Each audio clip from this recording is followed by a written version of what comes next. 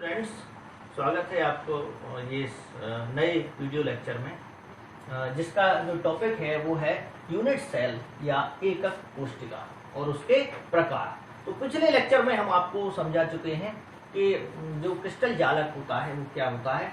वो अणु, परमाणु या आयनों से मिलकर बना हो सकता है। ठीक, तो उसी का जो सबसे छोटा भाग होता है और जो रिपीटिंग पैटर्न से बनता है कि एक जैसा जो पैटर्न है उसके अनुसार अगर वो रिपीट होता है तो उससे हमारा क्रिस्टल जालक बनता है। और सबसे छोटा जो भाग है वो क्या होगा, उसका एकक कोशिका।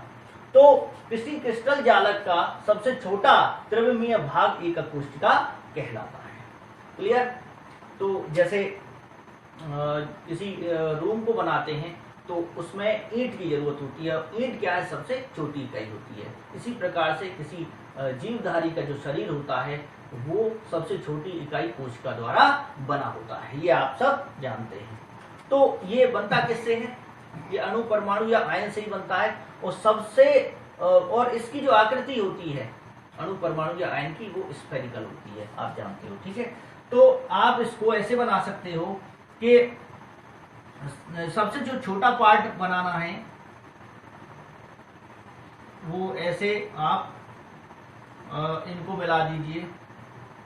अब आप ये कहेंगे कि ये कैसे बने, तो यहाँ ये जो होता है आपका, ये क्या होता है, यहाँ पे ये जो बना रहे हैं हम, ये है अणु, परमाणु या आयन। इसकी आकृति गोलाकार होती है।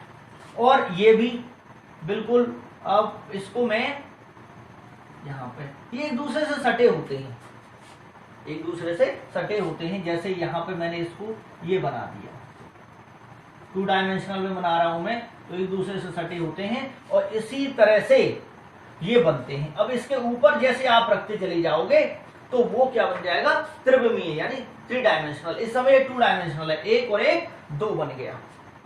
तो 2 डायमेंशनल आप इजीली बना सकते हो, ये 2 डायमेंशनल हो गया। ठीक, और इसके ऊपर रखेंगे तो वो 3 डायमेंशनल, यानी 3 विमम है, यानी लंबाई, चौड़ाई और ऊंचाई है। ठीक, तो एक ये बन गया।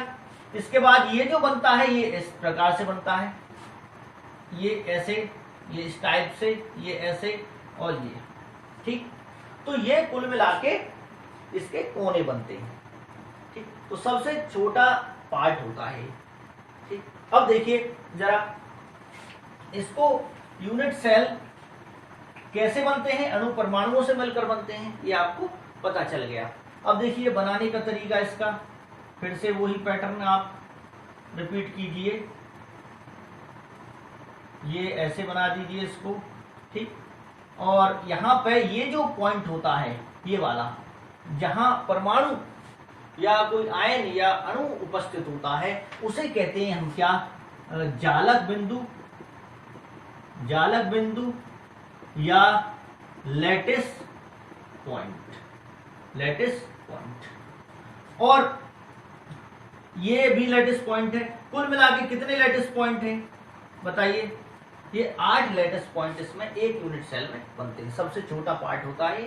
ठीक है, तो बहुत सारे ऐसे यूनिट सेल मिलके पूरा क्रिस्टल जालक बना देती हैं। समझ में आ गया बच्चों?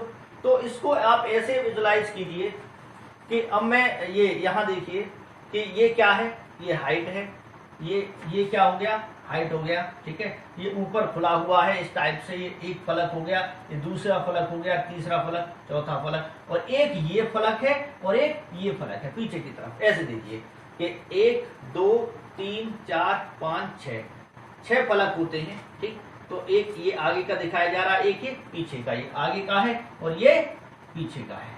समझ में आ गया?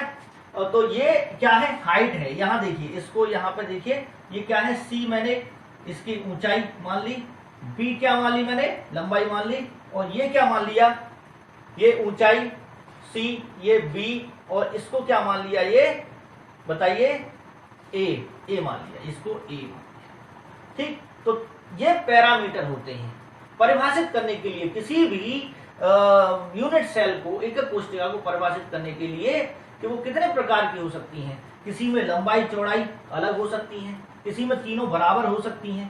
ठीक है, तो इस प्रकार से 3 पैरामीटर हो गए कि यूनिट सेल के पैरामीटर।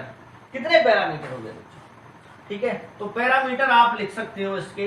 ठीक, तो कौन कौन से पैरामीटर हो गए कि लेंथ हो गया, लेंथ बी, और ब्रेथ हो गया, इसका कितना है, ब्रेथ हो गया बताइए ए, और ये हाइट कितनी हो गई इसकी, सी। तो 3 पैरामीटर ये हो गए। इसके अलावा ये 3 हो गए पैरामीटर, इसके अलावा 3 और हैं। एंगल देखिए, यहां पे इसको मानेंगे जैसे अल्फा एंगल हो गया, किसके बीच, अल्फा एंगल, अल्फा कोण हो गया, किसके बीच हो गया बोलो, बी और सी के मध्य हो गया। बीटा कोण हो गया, बीटा हुआ यहां पर अल्फा बीटा जो हुआ वो ए और सी के मध्य हो गया। और गामा जो कोण है, गामा जो हुआ वो इसके बीच, ए और बी के बीच हो गया। समझ में आ गया? तो देखिए ये वाला एंगल, ये ऊंचाई और ये लंबाई मान रहे हैं। ऊंचाई और लंबाई के बीच मैंने अल्फा माना, ठीक, और इन दोनों के बीच ये जो एंगल है, इन दोनों ये और ये जो है, ये वाला पोर्शन, इसको मैंने गामा माना।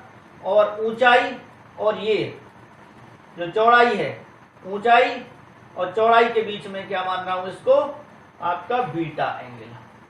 तो 3 ये एंगल हैं, ये समझ में आ गया होगा आपको इसके हिसाब से कि, तो फिर इनको बोलते हैं साइड, हम क्या बोलते हैं, एज बोलते हैं, किनारे। ये क्या होते हैं आपके, किनारे होते हैं। ठीक है, तो 8 कोने होते हैं। कितने होते हैं, 8 कोने होते हैं।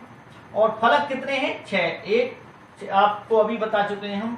तो फलक कितनी होती हैं, ये 6 फलक होते हैं। समझ में आ गया बच्चों? तो ये आपका यूनिट सेल के बारे में हमने बताया। इसके प्रकारों के बारे में हम अगले लेक्चर में आपको बताएंगे। धन्यवाद।